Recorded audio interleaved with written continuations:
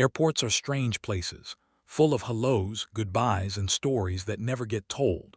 People rush past each other, never noticing the small faces waiting quietly by the edge of the crowd. That morning, among the noise and engines, a little girl stood alone by a private jet. Her backpack was frayed, her eyes wide but calm, the kind of calm that doesn't belong to a child. The officers thought she was lost, until the police dog stopped, teeth bared, blocking her path like it was guarding something sacred. Jasonstatham, standing nearby, felt it too, that shift in the air you can't explain. He crouched down slowly, his voice low and careful. "Easy, love, let's see what you've got there." When he opened the small, dirt-stained bag, what he saw inside made his heart nearly stop. Before we continue, I just want to take a moment to thank you for being here. The stories we share aren't just about Jason Statham. They're about people, moments, and choices that remind us how powerful compassion can be. If you believe that even in the coldest places, kindness still finds a way to shine through, make sure to subscribe, stay with us, and let's keep telling these stories together. The wind that morning bit through every layer of clothing. The sky hung heavy and gray, the kind that always looks like it's about to rain but never quite does.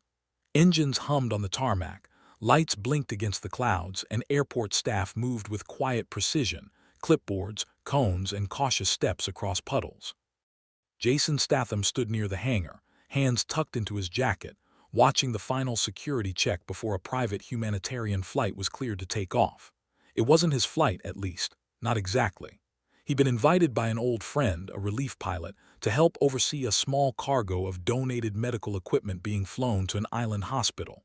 Nothing glamorous, nothing headline-worthy, just quiet work that mattered. He liked that kind of work. The air smelled faintly of jet fuel and rain. Everything was normal until one of the ground officers stopped abruptly, tugging on the leash of a police dog that had gone rigid. The shepherd's nose lifted, then lowered, its body low, eyes fixed on something ahead. Jason followed the dog's gaze. At first, he didn't see anything unusual, just a figure, small and still, near the edge of the runway fence. A child, maybe 8, maybe 9 years old. Her coat was too big for her, sleeves covering her hands. She stood motionless, hugging a faded pink backpack against her chest. The officer murmured something into his radio, but Jason had already started walking. When he got closer, the details sharpened. The girl's shoes were soaked through, her hair messy like she'd been running or had slept outside. She didn't cry.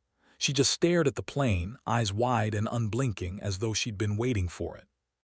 The officer tried to approach, speaking softly. "Hey, sweetheart, are you lost?"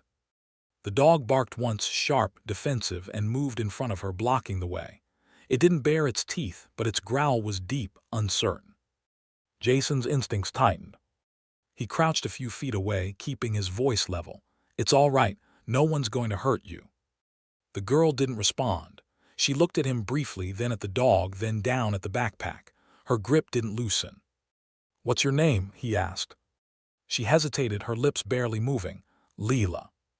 "Hi, Leela," he said softly. "That's a nice name. Did you come here with someone?" Her eyes flicked toward the jet, then away again.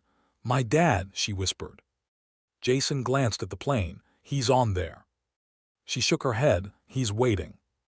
The officer frowned. "Sir, we should probably take her inside." Jason held up a hand. "Let's slow down. The dog's reacting to something. We don't want to scare her."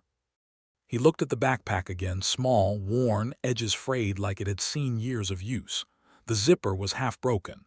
Something about the way she held it didn't feel like a child with her school bag. It felt protective. "Leela," he said gently, "can I see what's in your bag?" Her head snapped up, eyes wide. "No." The word came out sharper than anyone expected. The dog barked again, startling the officers. Jason stayed calm, hands up, his voice low. "All right," he said. "All right, no one's going to take it from you, but we just need to make sure it's safe, okay?" Tears welled in her eyes, but she didn't let go. "It's not bad," she said quickly. "It's for my dad." Jason felt something shift in his chest, confusion mixed with a gut-deep sense that something was wrong. "Can you tell me where your dad is?" She looked past him again to the plane. "He's not coming back." The words were quiet, almost lost in the wind, but they hit him harder than he expected.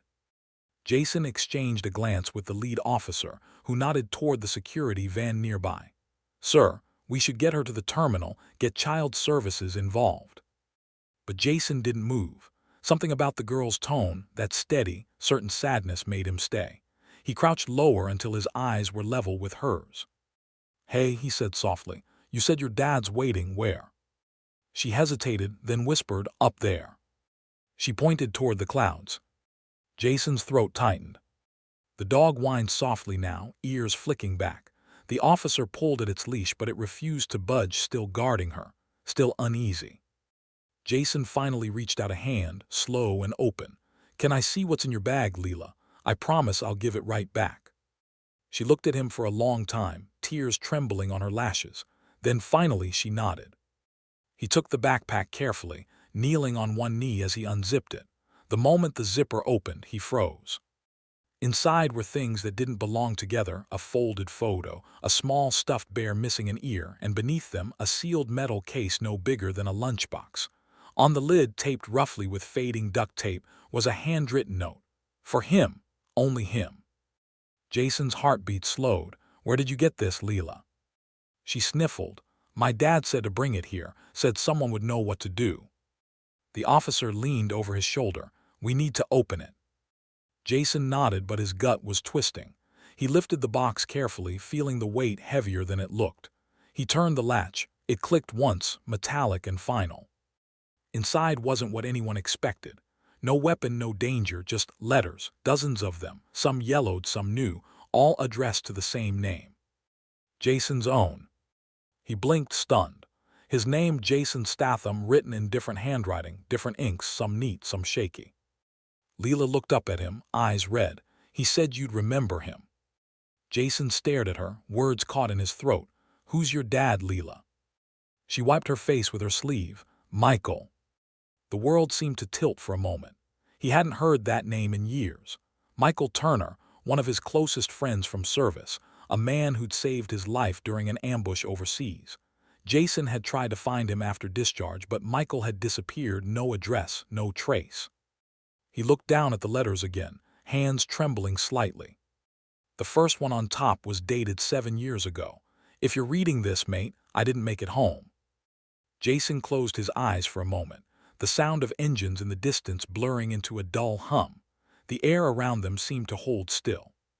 The officer's voice broke the silence. "Sir, are you all right?" Jason swallowed hard. Yeah, I just need a minute."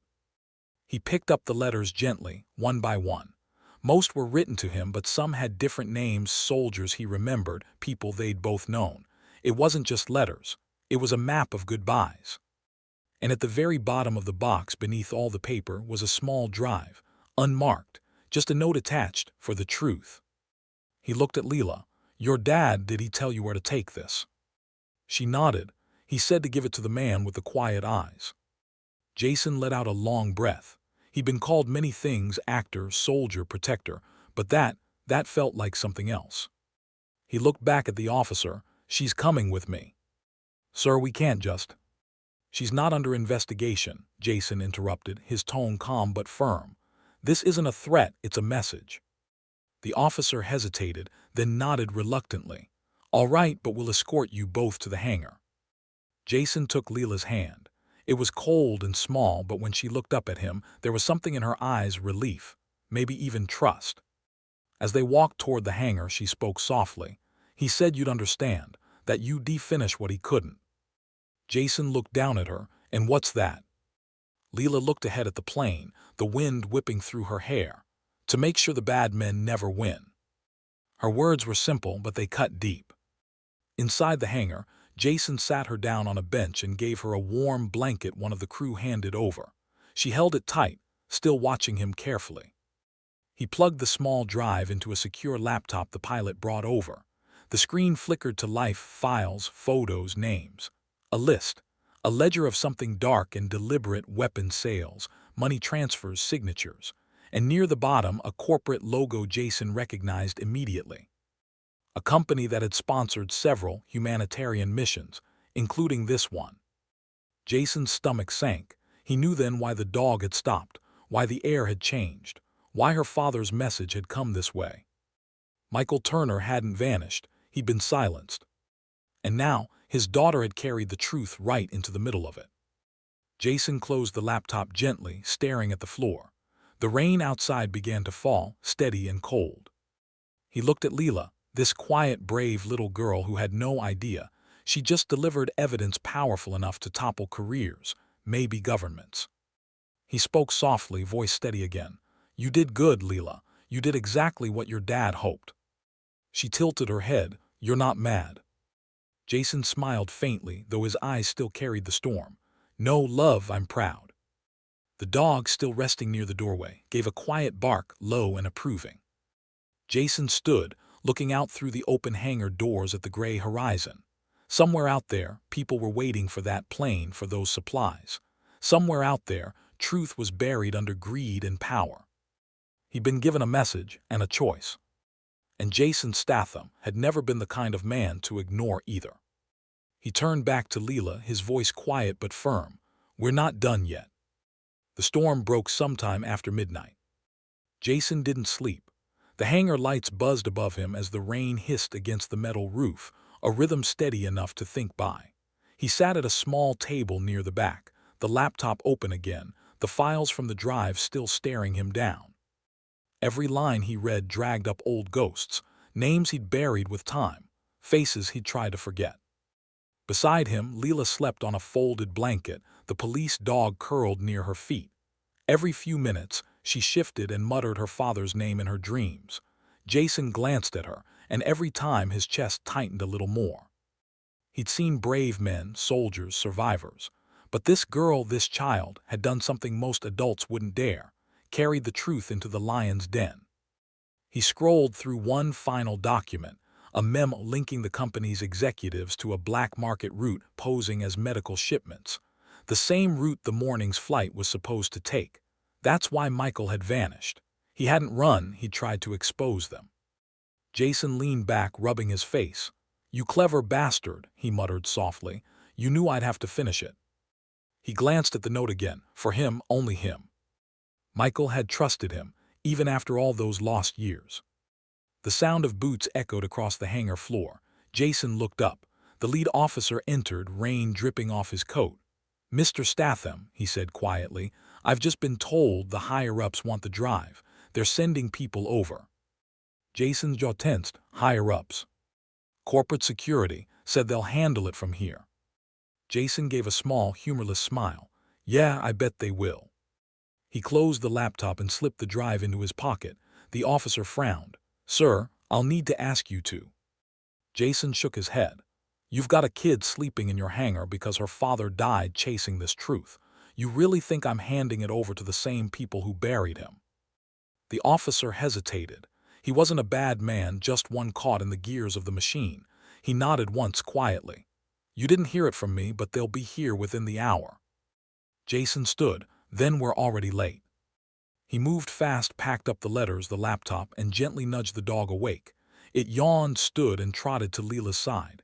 Jason knelt beside her and whispered, "Hey, kid, time to go." Leela blinked awake, confused. "Is it morning?"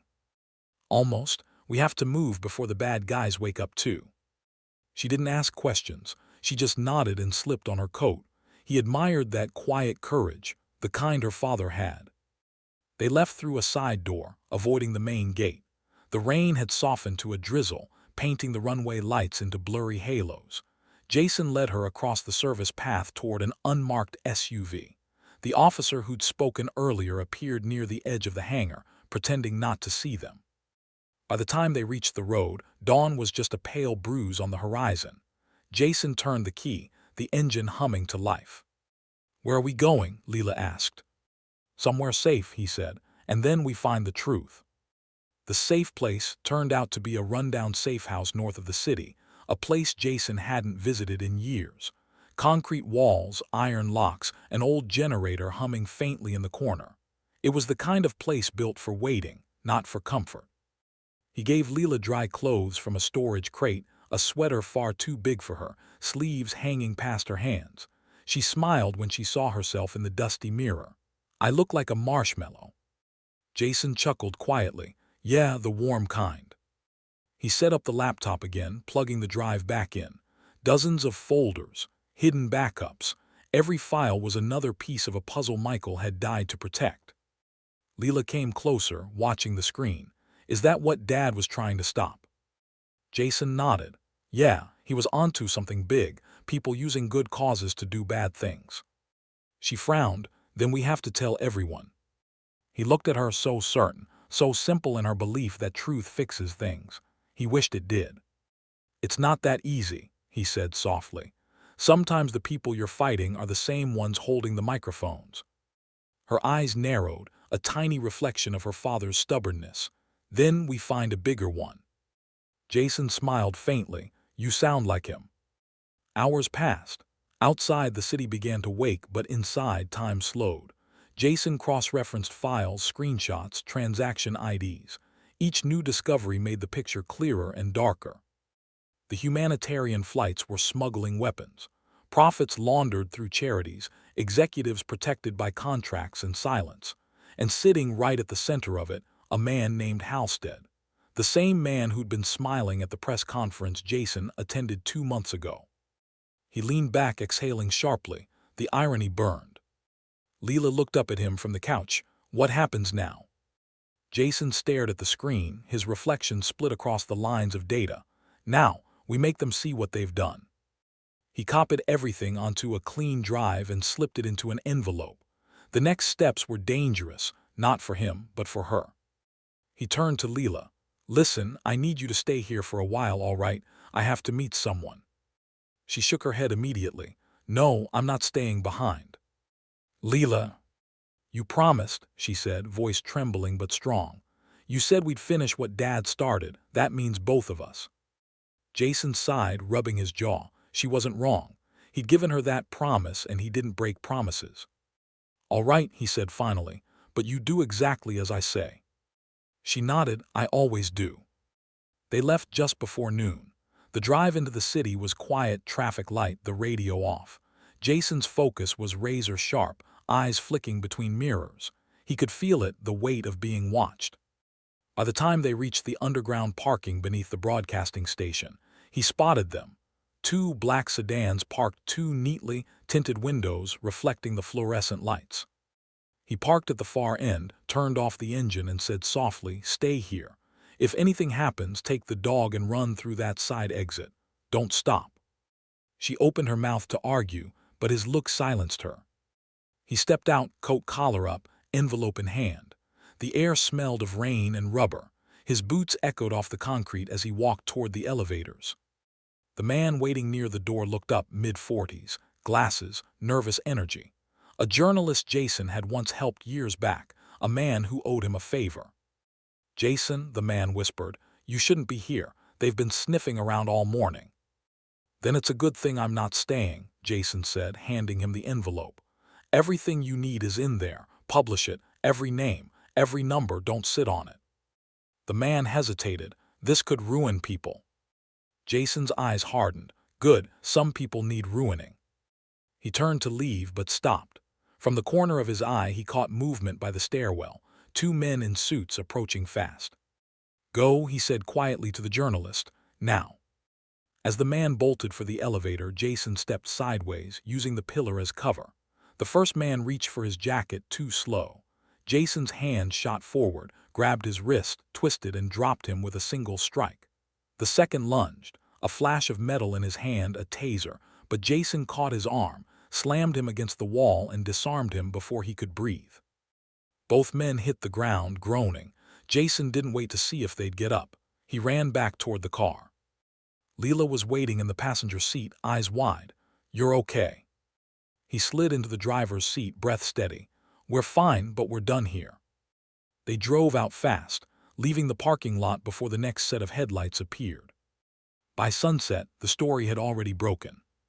Every channel, every feed, images of contracts, offshore accounts, leaked recordings. Names of executives and politicians flashed across the screens like falling dominoes. The public outrage hit instantly.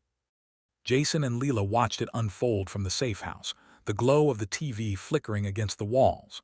The journalist's voice came through, steady but charged. An anonymous source has revealed extensive corruption within the aid network, including evidence provided by a late whistleblower, Michael Turner. Leela's hand went to her mouth. That's Dad's name. Jason nodded. He did it, you both did. She turned to him, tears pooling. He'll be happy, right? Jason's voice softened. He already is. For a long time, neither of them spoke. The rain had stopped. The world outside seemed cleaner somehow, like justice had finally taken its first breath. Jason stood, walking to the window. The city lights shimmered in puddles below. Behind him, Leela curled under a blanket, holding the stuffed bear from her bag. The dog lay beside her, tail thumping once before settling. He looked back at her, the daughter of a friend, the messenger of truth, the kid who had walked through fear and found courage in its place.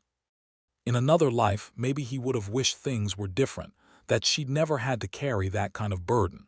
But in this one she had, and she'd carried it with grace. Jason exhaled slowly, a quiet smile touching his face.